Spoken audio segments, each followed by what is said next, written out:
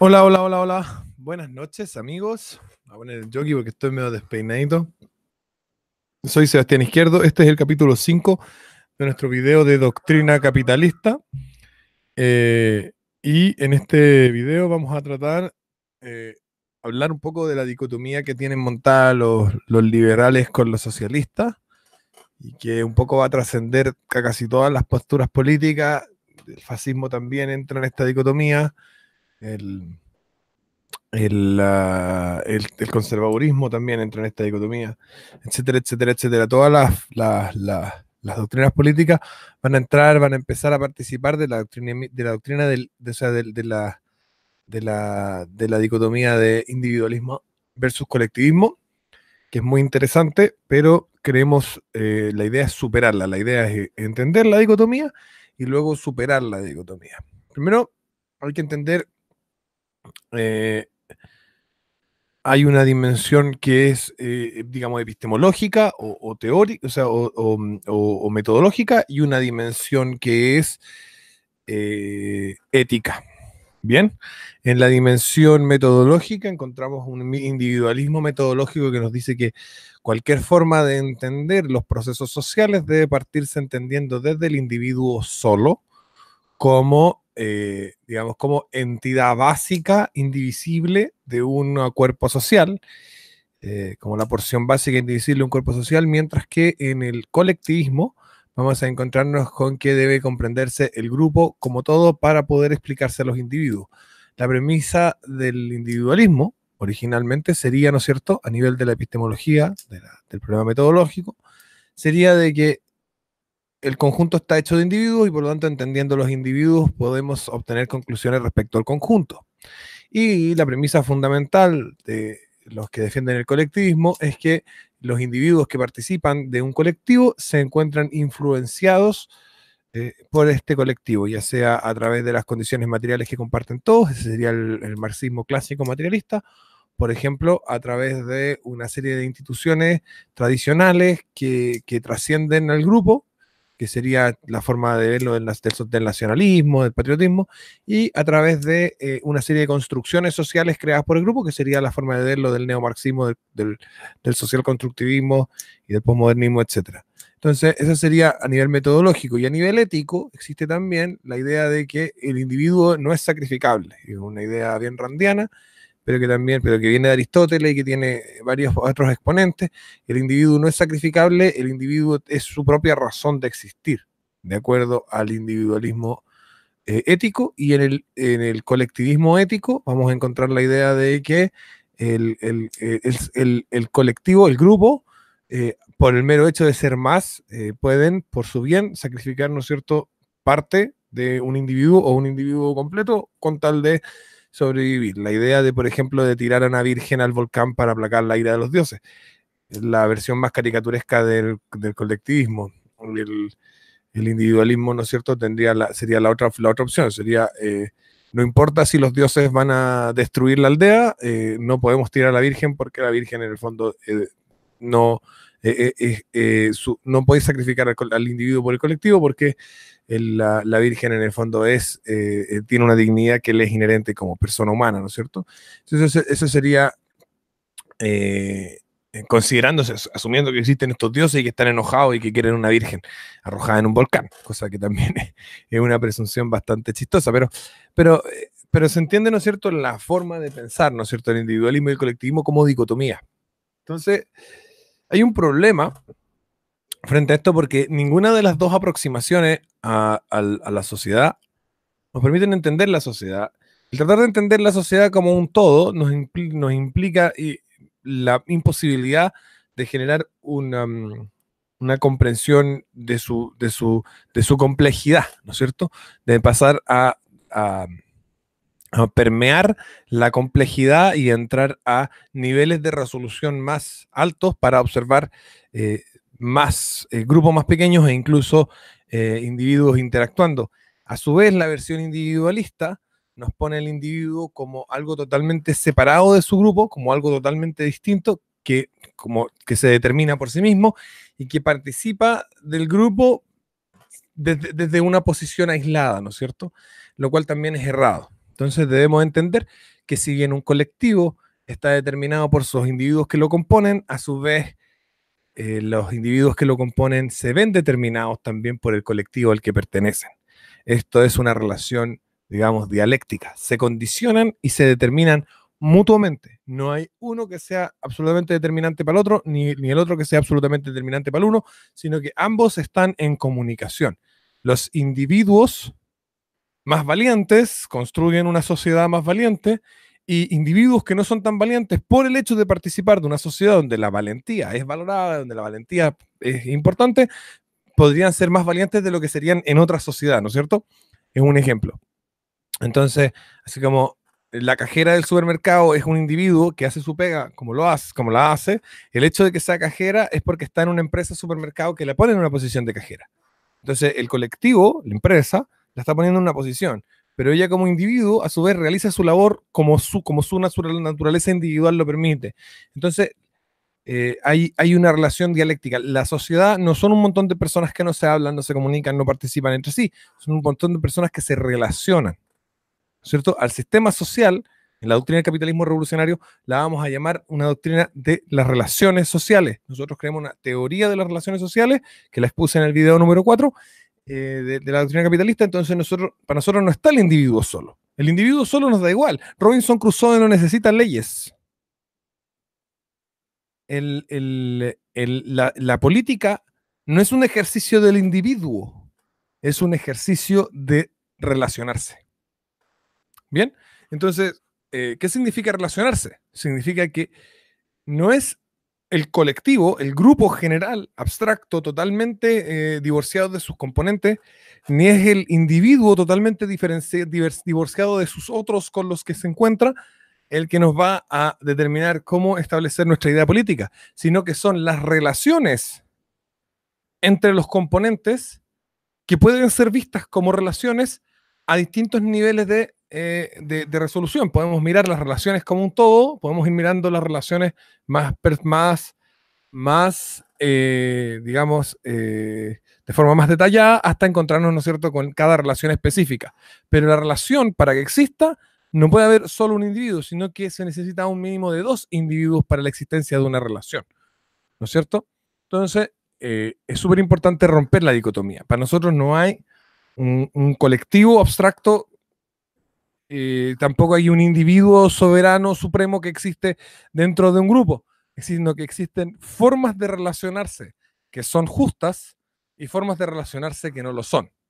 ¿No es cierto? La dicotomía entre si estamos siendo colectivistas o individualistas se quiebra aquí.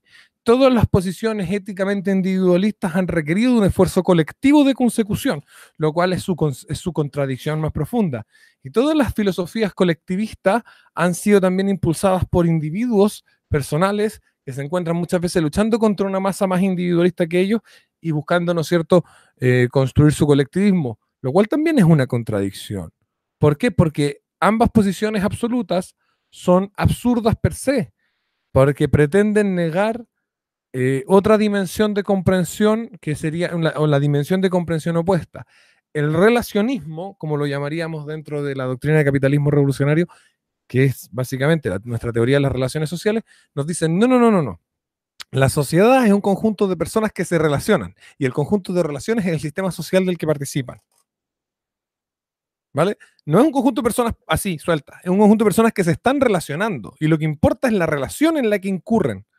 Lo que importa no es si están, si le gusta el chocolate o le gusta la vainilla, lo que importa es, a ver, de qué forma, en base a qué relación va nuestro querido amigo individuo a conseguir el chocolate o la vainilla. Eso sí es lo importante. Y eso es lo que nosotros nos fijamos para construir política. Que nos fijamos en las relaciones sociales, no en el individuo, no en el colectivo, en las relaciones. Bien, las personas, por ejemplo, tenemos un origen en una relación. Consentida o no, nuestros padres tuvieron sexo y esa es una relación. Y de esa forma surgimos nosotros. Ahora, mucho del conservadurismo plantea esto para decir, oye, el colectivo es importante, pero la familia no es un colectivo, es una relación. ¿No es cierto? Eh, entonces, la relación es lo que va a determinar la sociedad, no los individuos ni el grupo, sino la relación que existe entre los individuos que conforma, ¿no es cierto?, un conjunto de relaciones que podemos llamar grupo. Pero grupos son un conjunto de relaciones, no es un grupo porque sí. Y los individuos no están dentro del grupo porque son muy individuos, están dentro del grupo porque se están relacionando.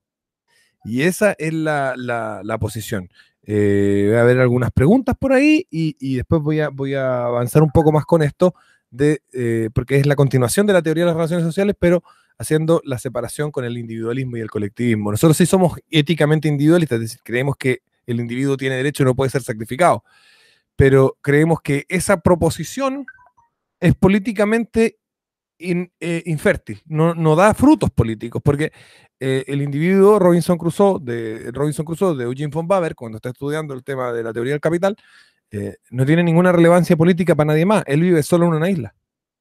Entonces lo que necesitamos es entender la relevancia política del individuo en el conjunto de la sociedad, que sería el grupo, ¿cierto? ¿Qué pasa con el individuo inmerso dentro del colectivo? Porque el colectivo no deja de existir porque exista el individuo, y el individuo no deja de existir porque exista el colectivo. Entonces, ¿qué pasa con el individuo inmerso en el colectivo del conjunto de la sociedad? Bueno, que se relaciona.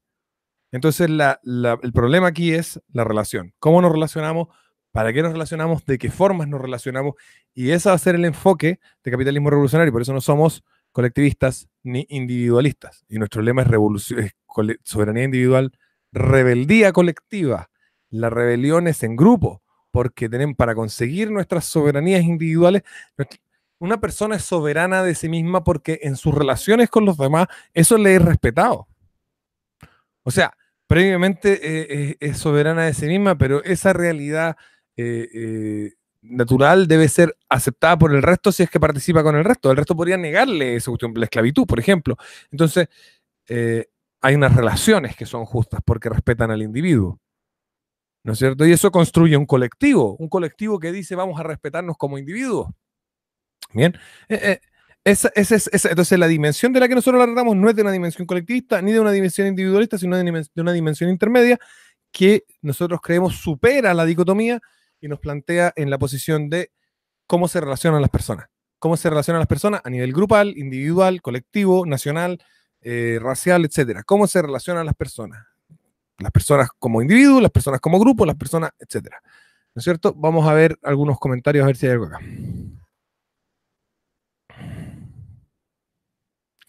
Axel Correa, ¿es coherente el concepto de propiedad colectiva? Claro, claro que es coherente el concepto de propiedad colectiva.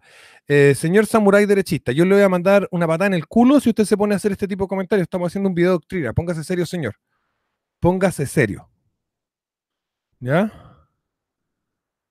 En serio, Samurai derechista. ¿Qué opinas de la ley Mordaza? Este video no se llama ley Mordaza, se llama doctrina capitalista. Estamos tratando la doctrina.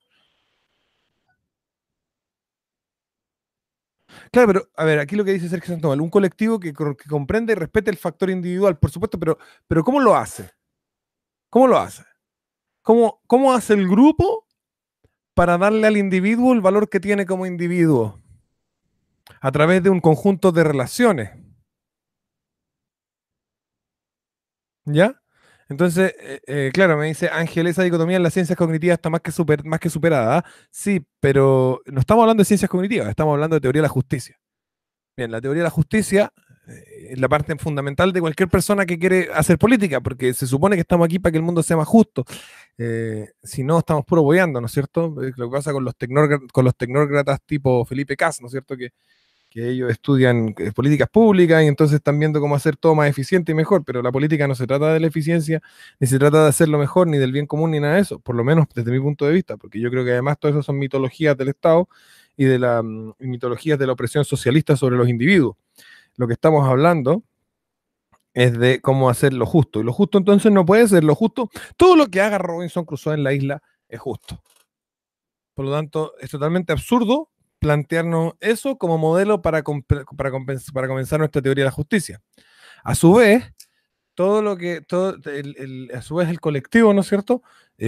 Observado como grupo, o sea, como grupo puede observarse como algo justo, conteniendo dentro de sí una pila de injusticias. Entonces, cómo se produce la justicia o la injusticia en el mundo de la sociedad? ¿Cómo se produce? ¿Por qué que un ladrón venga, entre en mi casa y se lleve este computador con el que estoy transmitiendo es injusto? Bueno, porque el tipo de relación en el que se involucró conmigo es una relación injusta. No es porque él como individuo, yo como individuo, no sé qué. No es porque la sociedad no sé qué. Es porque la relación. Entonces nosotros nos fijamos en la relación. Y eso a mí me importa principalmente de este capítulo de la doctrina capitalista que quede súper claro eso. Lo que supera la dicotomía colectivo-individuo en términos de teoría de la justicia es la relación. El relacionismo le vamos a llamar. Por ponerle un nombre a nuestra posición, que es la que viene de nuestra teoría de las relaciones sociales. La teoría de las relaciones sociales de capitalismo revolucionario dice que existen solo dos tipos de relaciones sociales. Esto lo estoy redundando porque está en el capítulo 4. Las relaciones de poder y las relaciones de propiedad.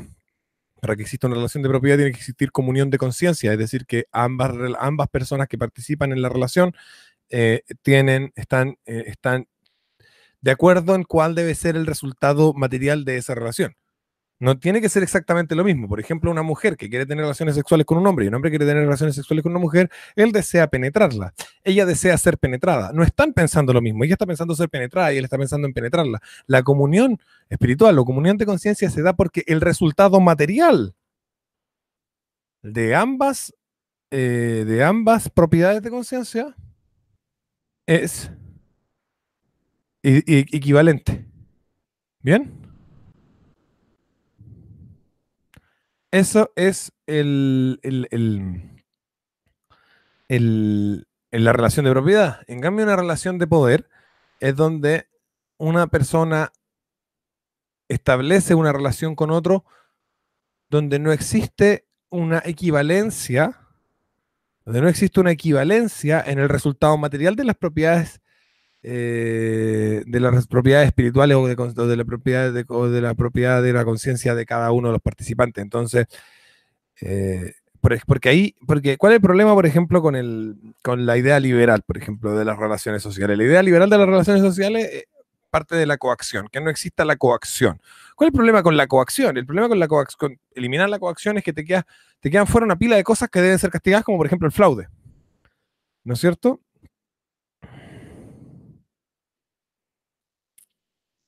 Sergio Sandoval, sal de la superficie, sumérgete un poco, estáis todavía ahí arriba en la superficie hablando hueá. Tenéis que bajar a donde estamos. Estamos profundos, estamos en el fondo del lago, tú estás hablando arriba.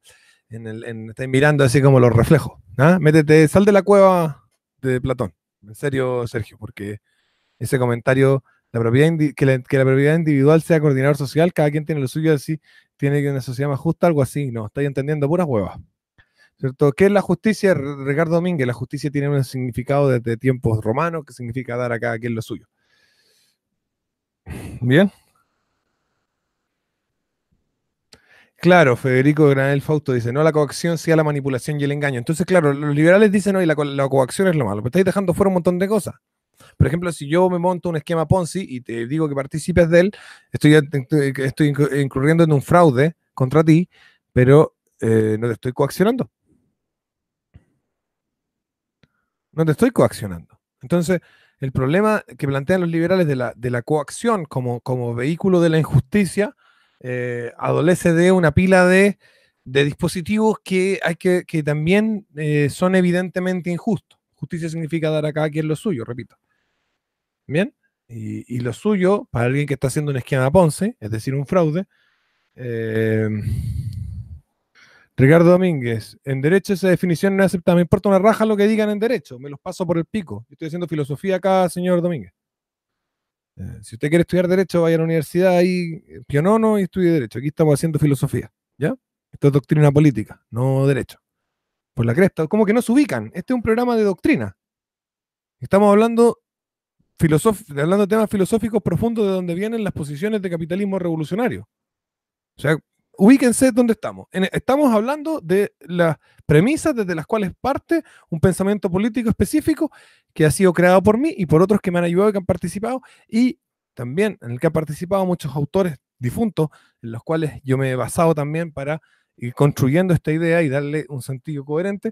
Y eso es lo que estamos discutiendo. No tus clases de derecho en la universidad, señor. Entonces, No es importante eso de que si es una definición en derecho o no. Importa una raja. Entonces, esa es la definición de justicia. Creo que en derecho no es aceptado. Bueno, los de derecho tendrán problemas entonces con sus definiciones, porque yo suelo irme a la primera fuente, ¿no es cierto? Y Atalara sigue cagando fuera el tiesto. Estamos hablando de un video de doctrina ridículo. Dice Doctrina Capitalista 5, no dice mi opinión sobre la censura que hizo la izquierda. Em,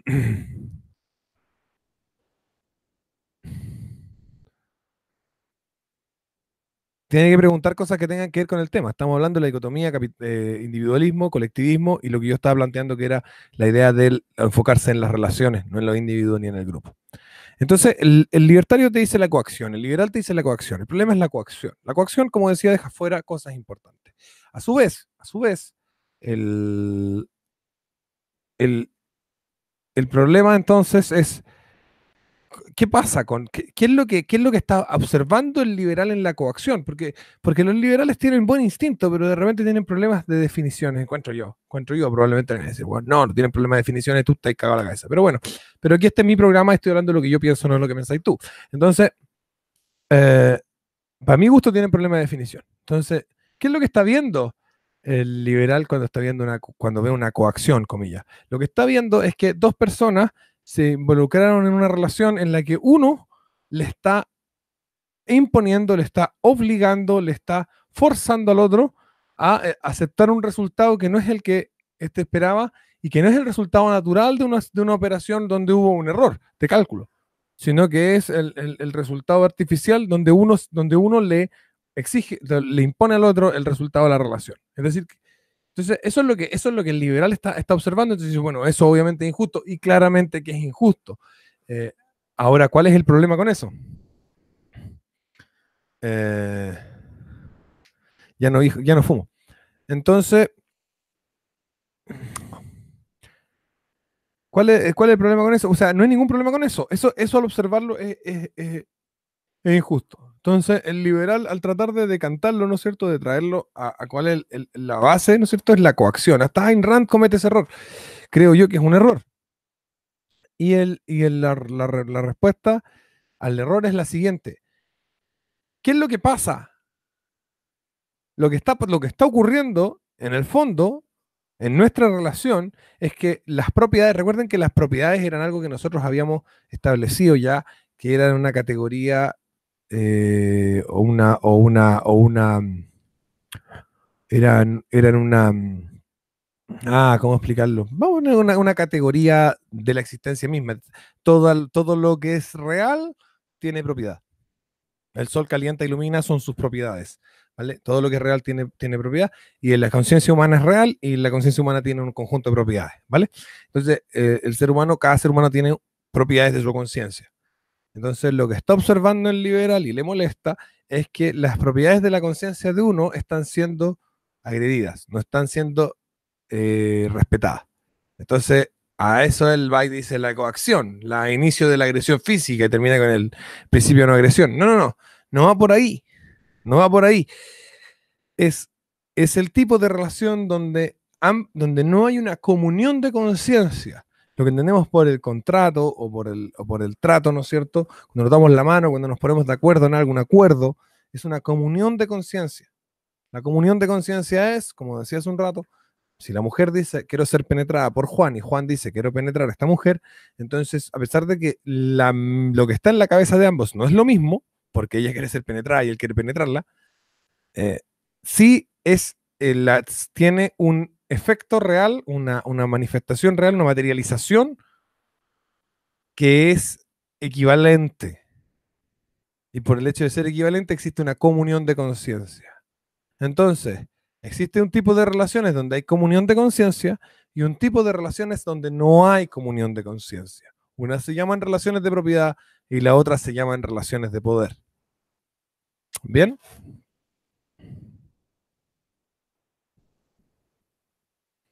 Derechista Samurai es totalmente izquierdista y ultra progre, así que se va bloqueado porque a mí no me interesa tener gente progre en este programa por lo menos.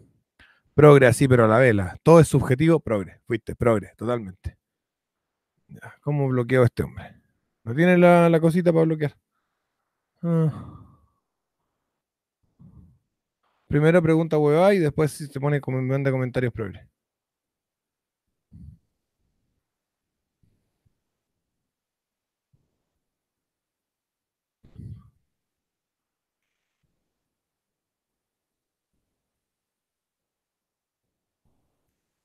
Ultra progres, señor. Usted dice todo es subjetivo, eso lo hace progres. Para siempre. Los niños pueden entrar en comunión de conciencia con un adulto, dice, soy Kenzo. Muy buena pregunta, esa es muy buena pregunta. Estaba respondida en el capítulo 4 de Doctrina, pero como usted no lo vio, pues se la voy a responder igual, porque soy buena onda, a pesar de que ya respondí esa pregunta. Hay un proceso que se llama emancipación. Soy Kenzo. El proceso de emancipación es el proceso según el cual una persona humana, un animal humano, una persona humana, eh, se hace dueño de sí mismo. ¿Cómo te haces dueño de ti mismo? Bueno, siendo la causa de tu, siendo el efecto, un efecto de tu propia causa, es decir, siendo tú mismo tu causa y tu efecto. En términos más simples y sencillos, más superficiales, estaríamos hablando de una persona que se paga sus cuentas, compra su propia comida, paga su propio arriendo, ¿no es cierto? Se hace cargo, es responsable de su propia existencia, es su propia causa y su propio efecto, y por lo tanto es dueño de sí mismo, y ahí entonces ¿qué porcentaje de impuestos la empresa debería tener Chile? 0%, obviamente. Entonces, esa persona que se ha hecho dueña de sí misma por medio del proceso de emancipación, es decir, de hacerse cargo de su propia existencia, tiene derecho a entrar en comunión de conciencia con los demás debido a que es dueño de sí mismo. Pero ¿qué pasa si yo por ejemplo, todavía me mantienen mis viejos? ¿Ah? Yo no estoy, ¿qué pasa si yo no estoy entrando en relaciones de propiedad que me permiten mantenerme a mí mismo? Bueno, entonces, el problema es que no estoy emancipado y por lo tanto no puedo tomar mis propias decisiones y ahí mis papás tienen que tomar mis decisiones por mí. Y esas decisiones que mis papás puedan tomar por mí también están acotadas por una serie de normas que pueden poner la sociedad porque como yo no soy dueño de mí mismo, en parte también el resto de la sociedad puede decir cosas. Entonces, obviamente, por ejemplo, un papá puede permitir que su hija de 14 años se case. Probablemente la sociedad lo permita, pero no va a permitir prostituirla. Un ejemplo. Entonces, el, la persona que no está emancipada no puede entrar en comunión de conciencia hasta que, por medio de que la sociedad y sus viejos les han ido dando ciertos pequeños espacios de comunión, de apertura o de permisividad para entrar en comunión de conciencia con otro, es capaz de hacerse cargo de sí mismo y haciéndose cargo de sí mismo se produce el proceso de emancipación donde siendo dueño de sí mismo puede entrar en comunión de conciencia con todos los demás y por lo tanto participar como un individuo más en las relaciones que van a construir la sociedad como el colectivo. Y ese sería el capítulo 5 de Doctrina Capitalista, se hizo más corto de lo que esperaba y con interrupciones de gente progre y estúpida, como que todo es subjetivo y no sé qué huevas. Los vemos, chiquillos. Tengo que subtitular un video re bueno que encontré y más rato voy a editar este y para subirlo al canal principal. Pero recuerden suscribirse a este que es el canal de los lives, porque en enero y febrero vamos a tener lives todos los días prácticamente, y la idea es que estén atentos, ¿ya? Un abrazo, chiquillos. Los Venom.